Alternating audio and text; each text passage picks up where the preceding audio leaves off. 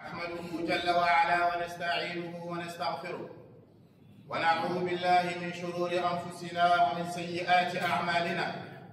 من يهده الله فلا مضل له ومن يضلل فلا هادي له، وأشهد أن لا إله إلا الله وحده لا شريك له، وأشهد أن محمدا عبده ورسوله.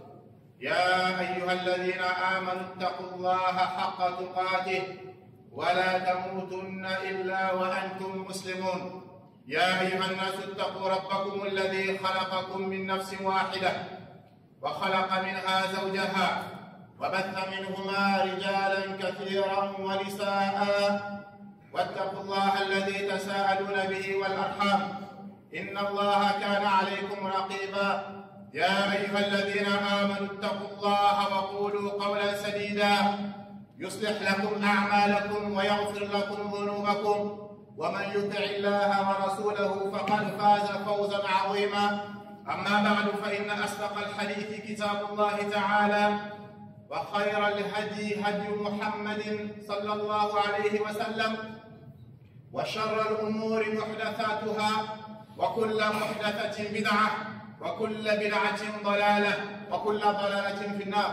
أما بعد، chers frères et sœurs, il y a un verset dans le livre d'Allah Azza wa Jal qui appelle à la méditation et à la réflexion. Ce verset-là, il a rendu les cheveux blancs aux pieux. Ce verset-là, il a fait frémir les cœurs des craintifs. Ce verset-là, il a fait couler les larmes des pieux. Ce verset-là, il a fait frissonner la peau des pieux. C'est un verset que les pieux prédécesseurs craignaient. C'est un verset que celui qui le lit et celui qui le médite, ça fera un effet positif dans le cœur des croyants sincères, des croyants connaisseurs et des croyants craintifs d'Allah Azza wa Jal. C'est quoi ce verset-là? Ce verset-là, c'est le verset qui est dans la sourate 39, verset 47, où Allah Azza wa Jal il dit « Wa badalahum » il leur est apparu min Allah, venant d'Allah le jour de la résurrection, « ma lam yakunu yahtasiboun » ce à quoi ils ne s'y attendaient pas. Les savants, ils ont expliqué l'interprétation de ce verset-là, qui veut dire qu'il y aura certaines personnes qui œuvrent, pour eux, ils œuvrent en bien, alors qu'ils font du mal sans s'en rendre compte. Et le jour de la résurrection, c'est à ce moment-là que leurs œuvres leur apparaissent, ils trouveront le châtiment devant eux, car ils ont ce verset-là, toute personne qui a un minimum de crainte d'Allah dans ton cœur, quand tu lis ce verset-là, ça te fait peur. On œuvre tous, on fait la prière, on fait des choses, mais qui nous garantit qu'Allah Azza wa Jalla l'a accepté? C'est pour ça que les pieux prédécesseurs, ils avaient peur de ce verset-là. Il y en a plein dans la communauté musulmane qui commettent des innovations, qui s'associent à Allah Azza wa Jal, qui font des choses que l'islam n'a pas ordonnées. Nulle part. Et eux, pour eux, ils font du bien. Tu ne sais pas et tu ne sais pas que tu ne sais pas. Ça, c'est la personne la plus grave.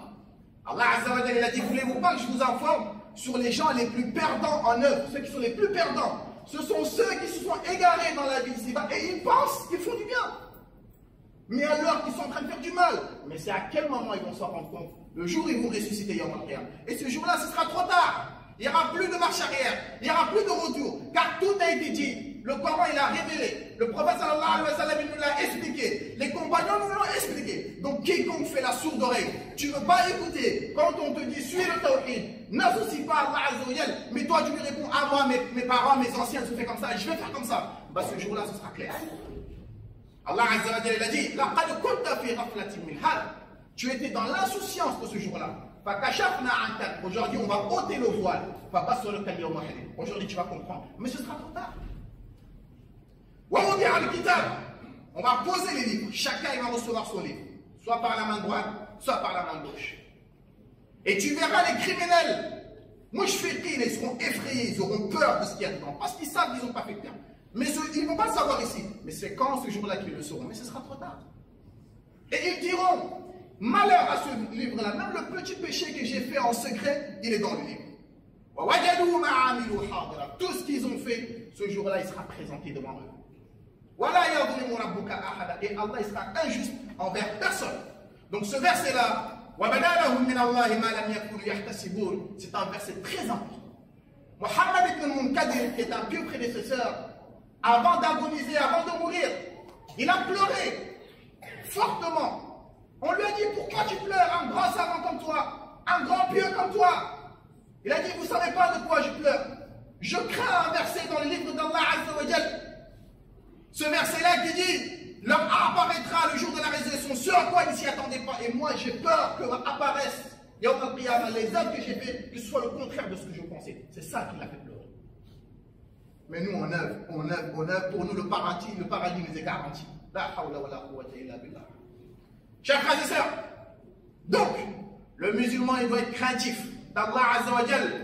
Tous les œuvres qu'on fait, on n'a aucune garantie qu'Allah l'a accepté. On n'a aucune garantie. On a espoir, mais on n'a aucune garantie. Donc, il faut toujours avoir la crainte. Entre la crainte et l'espoir. Et ne sois jamais sûr de tes péchés. Tu n'as aucune garantie. Est-ce que Allah Azza wa Jal les a pardonnés ou pas? Donc, ce verset-là, on doit le méditer nuit et jour. On doit se lever avec. On doit manger avec, on doit dormir avec tous les jours. Quand tu adores Allah Azza wa Jal, tu crains ce verset-là.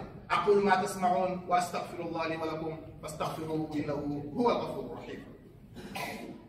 Chers frères et sœurs, il a été rapporté par Ibn Rajab, rahimahullah, il a dit que les gens qui vont là, les choses qui vont apparaître à certaines personnes le jour de la résurrection qui ne s'y attendaient pas, il y a plusieurs catégories de personnes. La première catégorie de personnes, ce sont les mécréants et les polythéistes. Ceux qui ont associé à Allah Azza wa Jal. Dans la vie d'ici-bas, Allah il leur a accordé la bonne santé. Allah Azza wa Jal leur a accordé le succès. Donc eux pour eux, comme Allah Azza wa Jal leur a donné beaucoup d'argent et le succès dans la vie, c'est eux pour eux, Allah il va les accorder aussi la même chose dans l'au-delà. C'est ça qui les a trompés. Ils font du mal. Ils créent des guerres. Ils sèment la zizanie dans le monde entier. Ils font du mal. Et eux pour eux, ils n'ont rien vu. Ils n'ont pas vu de conséquences. Donc ça veut dire que tout va bien. Ils continuent. Allah il les laisse. Mais le jour où il va les attraper, ce jour-là, il n'y aura plus d'échappatoire. Donc eux pour eux, ils continuent à faire du mal. Comme ils ont la bonne santé, comme tout va bien. Donc eux pour eux, Allah il est d'accord avec ça. Donc eux pour eux, le jour de la résurrection, ils auront la récompense. Mais ils auront la surprise de voir le châtiment. Un châtiment qu'ils ne pourront pas supporter. Et ainsi que ceux qui ont associés à Allah Azza wa Jal, ceux qui implorent les tombeaux, ceux qui implorent les morts, ceux qui vont voir les voyants et les sorciers, pour eux ils font du bien. Mais tout ce qu'ils font en bonne action, Allah Azza wa Jal va transformer ça en poussière le jour de la résurrection. Soyez vigilants, chers frères et sœurs. Soyez vigilants. La deuxième catégorie de personnes, ce sont les gens qui ont été injustes envers les autres. Ils font du mal aux gens. Ils insultent les gens. Ils volent l'argent des gens. Et eux, pour eux, comme ils sont forts, personne ne pourra rien faire contre eux. Mais le jour de la résurrection, tout sera clair.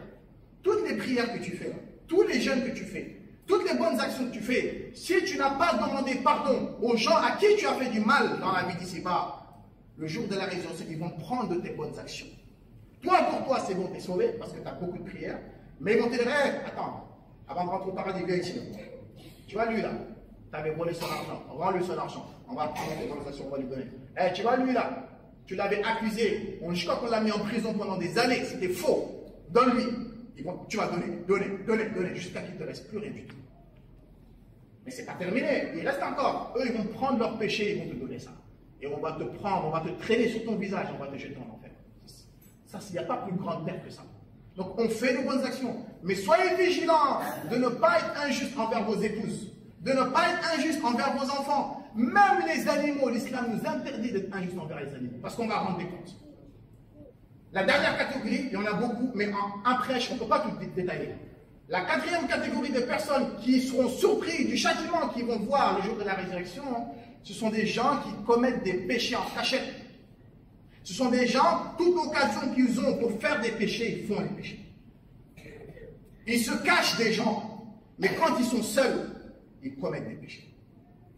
Le prophète sallallahu alayhi wa sallam, il a dit dans un hadith authentique, il a dit, je connais des gens de ma communauté, des musulmans, qui viendront le jour de la résurrection avec des montagnes de bonnes actions.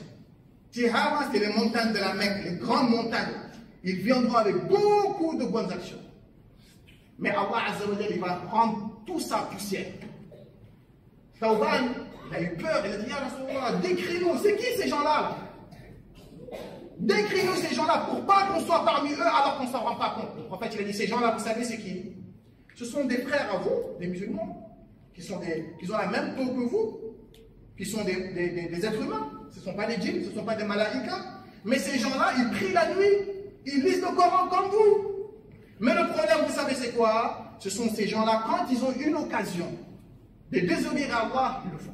Ou bien quand ils ont une occasion de désobéir à Allah en cachette, ils le font. Quand il est tout seul dans la chambre, il prend son téléphone, il regarde du n'importe quoi, du haram. Mais quand il est devant les gens, il fait semblant de mettre du Coran en disant voilà, moi j'écoute que le Coran. Ces gens-là, ils se cachent des gens, mais ils ne savent pas qu'Allah Azza wa Jalla, il est parfaitement connaissant. Bah, leur châtiment à ces gens-là, qu'Allah nous en préserve, c'est qu'ils vont faire de bonnes actions. Pour eux, c'est bon, le paradis c'est garanti.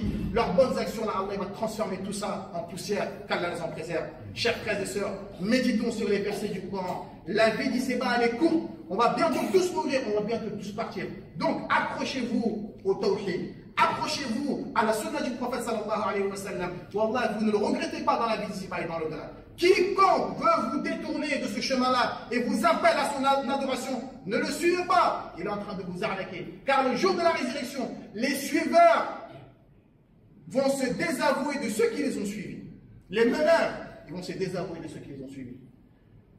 اللهم صل على محمد وعلى ال محمد كما صليت على ابراهيم وعلى ال ابراهيم انك حميد مجيد. اللهم بارك على محمد وعلى ال محمد كما باركت على ابراهيم وعلى ال ابراهيم انك حميد مجيد. وارض اللهم عن خلفائه الراشدين الائمه المهديين ابي بكر وعمر وعثمان وعلي وعن الصحابه اجمعين ومن تبعهم بإحسان إلى يوم الدين. اللهم أرنا الحق حقا وارزقنا اتباعه وأرنا الباطل باطلا وارزقنا اجتنابه. اللهم اجعل خير عمرنا آخره وخير عملنا خواتمه وخير أيامنا يوم نلقاك فيه. يا مقلب القلوب ثبت قلوبنا على دينك.